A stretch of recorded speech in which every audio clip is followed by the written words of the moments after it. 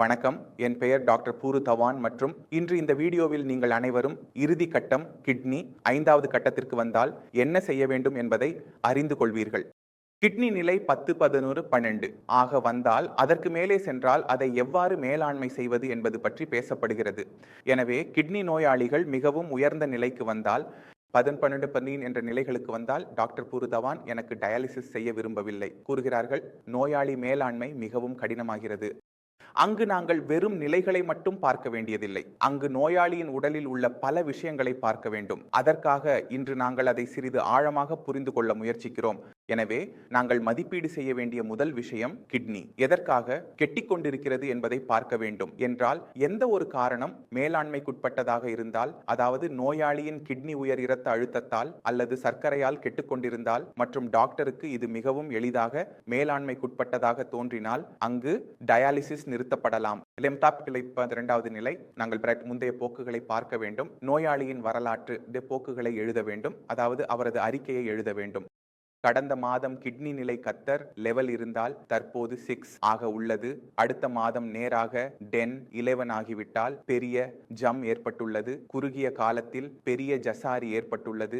எங்களுக்கு அந்த காரணத்தை பிடிக்க வேண்டும். இவ்வளவு பெரிய ஜம் ஏற்படுத்துகிறது. பெரும்பாலும் நமக்கு ஒரு காரணம் கிடைக்கிறது. அது மெட்டாபாலிக் ஆசிடோசிஸ். மெட்டாபாலிக் ஆசிடோசிஸ் என்ன, எந்த காரணத்தால் கிட்னிக்கு இவ்வளவு வேகமாக சேதம் ஏற்படுத்துகிறது?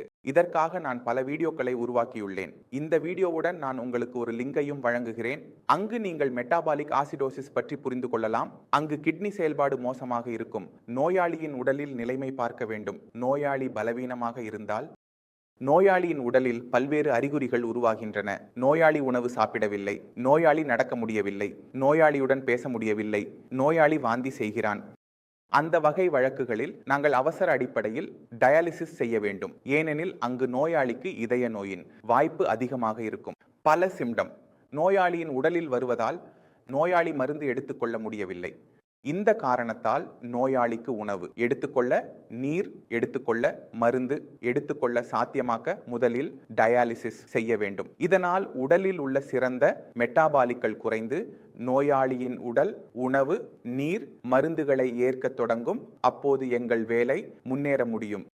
இப்போது நோயாளியின் மனதில் இது வருகிறது, டாக்டர் பூரு தவான் 1 முறை டயாலிசிஸ் செய்தால் எங்களுக்கு எல்லா வாழ்க்கை பாரமும் செய்ய வேண்டியிருக்கும் என்று கேட்கின்றனர். நிலைமை அடிப்படையில் மாறுபடுகிறது. ஆனால் சில நோயாளிகள் முற்றிலும் டயாலிசிஸ் செய்ய வேண்டியதில்லை. சில நோயாளிகள் அடிக்கடி டயாலிசிஸ் செய்ய வேண்டியதாக இருக்கிறது. சில நோயாளிகள் தங்கள் உடல் நடக்கிறது என்பதை பொறுத்து இடைவிடா டயாலிசிஸ் செய்ய வேண்டியதாக இருக்கிறது. இது 3 விஷயங்கள் அடிப்படையில் யாருக்காவது மதிப்பீடு செய்யப்படுகிறது. ஆகவே இப்போது நாங்கள் தேர்வை தொடங்குகிறோம். நான் தேர்வு எழுதுகிறேன். நீங்கள் உங்கள் சொந்தமாகவும் மதிப்பீடு செய்ய முயற்சிக்கவும். நான் எந்த நோயாளியை எவ்வாறு கையாள வேண்டும் என்பதில் உங்களுக்கு உதவுகிறேன். இப்போது நான் உங்களுக்கு சில எடுத்துக்காட்டுகளை வழங்குகிறேன். அந்த எடுத்துக்காட்டுகளை புரிந்து கொண்டு நீங்கள் என்னுடன் சேர்ந்து எந்த நோயாளிக்கு முதலில் என்ன செய்ய வேண்டும் என்பதை மதிப்பீடு செய்ய முயற்சிக்கவும். கற்பனை செய்யுங்கள், ஒரு நோயாளி உள்ளது. ஆண், வயது, கிட்னி நிலை 22. நோயாளி வந்து கூறுகிறார், என் உடலில் எந்த அறிகுறியும் இல்லை, எந்த சிரமமும் இல்லை, எனக்கு பலவீனம் உணரப்படுகிறது. இப்படியான நோயாளிக்கு நீங்கள் என்ன சிகிச்சை வரிசையை எடுத்துக்கொள்வீர்கள்? நீங்கள் டாக்டர் அல்ல, ஆனால் நீங்கள் முயற்சிக்கலாம்.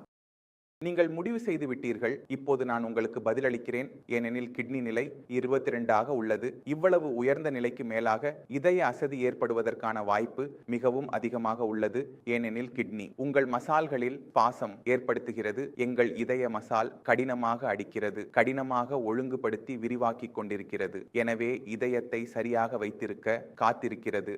அந்த நோயாளிகளில் முதலில் நாம் டயாலிசிஸ் செய்ய வேண்டும். இதனால் அவரது ஹர்ட் பாதுகாப்பாக இருக்கும். ஒரு முறை ஹர்ட் பாதுகாப்பாகிவிட்டால் அப்படி ஒரு நோயாளிக்கு சிகிச்சை அளிக்க எளிதாக இருக்கும். அந்த நோயாளிக்கு மிகவும் நீண்ட காலம் டயாலிசிஸ் செய்ய வேண்டியதில்லை. ஏனெனில் நாங்கள் அவரது உடல் நிலையை மாற்றியுள்ளோம். மற்ற யூரியா மற்றும் சிம்டம் இல்லாதவை உடல் வலிமையானதால் இல்லை. இப்படியான நோயாளிகளை சிகிச்சை செய்ய எளிது. ஆனால் நமக்கு ஆரம்ப சிகிச்சை செய்ய வேண்டும். பிரெட் சுத்தமாக்குவதால் சரி. இப்போது 2வது எடுத்துக்காட்டுக்கு செல்கிறோம். 1 நோயாளி உள்ளார். அவர் ஏற்கனவே மாற்றம் செய்யப்பட்டுள்ளார். அவரது நிலைகள் 10, 11 ஆக வந்துவிட்டன. இப்படியான நோயாளியுடன் என்ன செய்ய வேண்டும்? அவளுக்கு வயசும் இருந்தது. சில விஷயங்களை யோசித்து பாருங்கள். நீங்கள் யோசித்து விட்டீர்கள். இப்போது நான் உங்களுக்கு பதிலளிக்கிறேன். உங்கள் முந்தைய காலங்களில் எப்போது டிரான்ஸ்பிளான்ட் செய்யப்பட்டிருந்தால் அந்த சந்தர்ப்பங்களில் எங்களுக்கு மருந்து தேர்வுகள் கிடையாது. ஏனெனில் இங்கு 2 கிட்னிகளும் முதலில் கெட்டுவிட்டன. நாம் என்ன செய்தோம் அப்படின்னா, நாம் பிசி கிட்னி, எப்டோபோனிலப்டி சில ஆண்டுகள் வேலை செய்தோம். இப்போது 3வது கிட்னி கூட தோல்வியடைந்துள்ளது. இப்போது இந்த கிட்னிக்கு நாம் எவ்வளவு மருந்து கொடுத்தாலும் அது வேலை செய்யாது. ஏனெனில் இங்கு கிட்னி மறுக்கப்படுகிறது. இது வேறு ஒருவரின் உடலிலிருந்து வந்தது. எனவே எங்கள் உடலில் ஒரு இம்யூன் எதிர்வினை தொடங்குகிறது. இதற்காக அவருக்கு தொடர்ச்சியான சிகிச்சை வழங்கப்பட்டது. அவர் எதிர்வினை கட்டுப்பாட்டு முறையில் செல்ல வேண்டும். இறுதியில் வெற்றி யாருக்கு கிடைத்தது? உடலுக்கு கிடைத்தது. உடல் இயற்கை முறையில் நிராகரித்தது. ஏனெனில் நிராகரிப்பு இயற்கை செயல்முறை நிராகரித்தது. இப்போது இப்படியான சந்தர்ப்பங்களில் நோயாளிக்கு சிகிச்சை அளிக்க வேண்டுமானால் 2 சிறந்த முறைகள் மட்டுமே உள்ளன. அவர் மீண்டும் மாற்றம் செய்யலாம் அல்லது நேரடி பிளாக் டயாலிசிஸ் செய்யலாம். இப்போது இது நோயாளியின் நிதி நிலை, உடல் சக்தி மற்றும் விருப்பத்தின் அடிப்படையில் இருக்கிறது. எனவே அவர் எப்படி விரும்புகிறாரோ, அவரது பணம் என்ன சொல்கிறதோ அதன்படி அவர் செயல்பட வேண்டும். அவருக்கு மருந்தால் மேலாண்மை செய்யும் விருப்பம் இல்லை. எனவே இப்படியான நோயாளிகள் எனக்கு வந்தால் நான் கைகளை சேர்த்து கூற வேண்டியிருக்கும். நீங்கள் உங்கள் மாற்றத்தை மீண்டும் இப்படி செய்ய வேண்டாம், உங்களுக்கு மருந்து கிடைக்காது என்று மறுக்க வேண்டியிருக்கும். எனவே இந்த விஷயத்தை நீங்கள் கவனிக்க வேண்டும். இப்போது நாங்கள் எங்கள் 3வது எடுத்துக்காட்டுக்கு செல்கிறோம். அதை தீர்க்க முயற்சிக்கவும். கிட்னி நிலை 10 ஆக இருந்தால் மற்றும் நோயாளியின் பிபி உயர்ந்துள்ளது. அந்த வகை வழக்கில் நீங்கள் என்ன செய்வீர்கள்? டாக்டருக்கு என்ன செய்ய வேண்டும்? இப்படியான வழக்குகள் மேலாண்மைக்குட்பட்டவை. ஏனெனில் பிபி உயர் இரத்த அழுத்தம் என்பது மேலாண்மைக்குட்பட்ட ஒரு குறைபாடு. அது இருந்தால் கிட்னி மேலும் கெட்டதற்கு தடுப்பதாக இருக்கும். கிட்னி நிலையானதாக மாற ஆரம்பிக்கிறது மற்றும் கெட்டினின் நிலை குறைய ஆரம்பிக்கிறது. தற்போது கெட்டினின் நிலை எப்படி குறைகிறது என்பதும் முக்கியம். கெட்டினை குறைக்க முக்கியமான வழிகளை நான் ஒவ்வொரு வீடியோவிலும் கூறுகிறேன். நான் மீண்டும் கூறுகிறேன். முதல் வழி, உங்கள் உடலில் கெட்டினின் போன்ற பொருட்களை குறைக்க வேண்டும். அதாவது உடலில் கெட்டினின் உருவாகும் அளவை குறைக்க வேண்டும். இதற்கான வழி, நீங்கள் உங்கள் புரதத்தை புரோட்டீன் குறைக்க வேண்டும் அல்லது நிறுத்த வேண்டும். உங்கள் உடலில் நீங்கள் அளிக்க வேண்டிய புரதத்தின் அளவு குறைவாக இருக்க வேண்டும். உங்கள் உடல் உயிர் வாழ்வதற்கு தேவையானது இப்போது எவ்வளவு முக்கியம் மற்றும் எவ்வளவு முக்கியமல்ல என்பதை நீங்கள் எப்படி அறியலாம் என்றால், அது உங்கள் KFT அறிக்கையிலிருந்து தான். கிஃப்டி அறிக்கையில் கிட்னின் மற்றும் யூரியா மட்டுமே நீங்கள் அடிக்கடி பார்க்கிறீர்கள். மற்ற அறிக்கைகளை நீங்கள் பார்க்கவில்லை. அதில் மொத்த புரதம் மற்றும் ஆல்புமின் மதிப்பும் உள்ளதாக இருக்கும். அவர்கள் வரவில்லை என்றால் நீங்கள் உங்கள் கிஃப்டியுடன் எல்டி செய்யலாம். அதில் மொத்த புட்டன் மற்றும் மொத்த ஆல்புமின் உங்கள் இரத்தத்தில் எவ்வளவு உள்ளது என்பதை புரிந்து கொள்ளலாம். அதாவது உங்கள் உடலில் எவ்வளவு புரதம் உள்ளது என்பதை புரிந்து கொள்ளலாம். அதற்கேற்ப நாங்கள் சிகிச்சை நடத்த வேண்டும். இப்போது உங்கள் உடலில் எவ்வளவு நிலை 10 உள்ளது, உங்கள் வயது 30க்கு அருகில் இருந்தால், பிபிசி கிட்னி கெட்டிருந்தால் இது மேலாண்மைக்குட்பட்டது. இந்த இடத்தில் நாம் பிபியை நீக்கி சர்க்கரை நோயை சேர்க்கும் போது கீட்டன் நிலையை ஒரே மாதிரியே வைத்துக்கொண்டு வயதை கொஞ்சம் அதிகரிக்கிறோம், 50 அல்லது 60 ஆக மாற்றுகிறோம். அப்போது இந்த பிரச்சனை மேலாண்மைக்குட்பட்டதாக இருக்கும். ஏனெனில் இன்சுலின் மற்றும் மருந்தின் உதவியுடன் சர்க்கரை கட்டுப்படுத்துவது எளிதாக இருக்கும். இதன் உதவியுடன் கீட்டன் நிலை குறைய ஆரம்பிக்கிறது. நீங்கள் கவனித்தால் கீட்டன் நிலை அதிகமாகும் போது உடலில் அதிகமான அறிகுறிகள் தோன்ற ஆரம்பிக்கின்றன. அதற்கேற்ப சிக்கல்களும் அதிகரிக்கின்றன மற்றும் வாழ்க்கை நிலை மோசமாகிறது. உங்கள் கிட்னி கெட்டியாகி வருகிறது. கீட்டன் நிலை அதிகமாக ஆரம்பிக்கிறது என்றால் நீங்கள் அதற்கான நடவடிக்கையை எவ்வளவு விரைவாக எடுப்பீர்கள், உங்கள் நிலை அதற்கேற்ப விரைவாக கட்டுப்பாட்டில் வரும். அடிப்படைகளை எப்போதும் நினைவில் வையுங்கள். கிட்னி ஒருபோதும் தானாகவே கெட்டியாகாது. ஏதோ ஒரு காரணம் இருக்கும். கிட்னியை கெட்டியாக்கும் காரணத்தை நீங்கள் கட்டுப்படுத்தினால் அந்த காரணத்தால் கிட்னிக்கு புதிய சேதம் ஏற்படாது. இதை செய்தால் கிட்னியின் நிலை மேலும் மோசமாகாமல் நிறுத்தப்படும். கீட்டன் நிலை நிலையாக இருக்கும். அப்போது உங்கள் கீட்டன் நிலை குறைய ஆரம்பிக்கும்.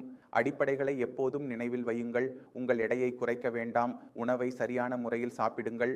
புரோட்டீனை நாங்கள் நிறுத்துகிறோம், ஆனால் கார்போஹைட்ரேட்களின் அளவை அதிகரிக்கிறோம். இதனால் உடலில் எந்த ஒரு வகை குறைபாடும் ஏற்படாது. மேலும் பல விஷயங்கள் உள்ளன. அவற்றை பற்றி இந்த வீடியோவில் விளக்குவது மிகவும் கடினம்.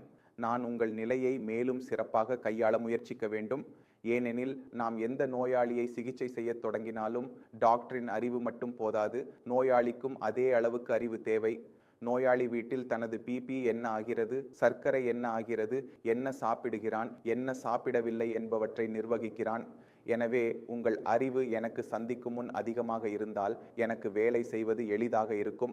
உங்களுக்கு தகவல் இல்லையெனில் இந்த சேனல் முழுவதும் கிட்னி நோயின் தகவல்களை வழங்குகிறது. நீங்கள் 11 செய்து அனைத்து வீடியோக்களையும் பார்க்கும்போது உங்கள் கிட்னியை சிறப்பாக நிர்வகிக்க தேவையான அறிவு கிடைக்கும். நான் நம்புகிறேன் இந்த வீடியோ மூலம் நீங்கள் பல விஷயங்களை புரிந்து கொள்வீர்கள். இருந்தாலும் உங்கள் மனதில் எந்த சந்தேகம் இருந்தால் கேளுங்கள். டாக்டர்களின் குழு கிடைக்கிறது. நான் உங்களிடம் செல்ல அனுமதி கேட்கிறேன். ஆனால் செல்லும் முன் நீங்கள் இந்த அறிக்கைகளை பார்த்து செல்ல வேண்டும்.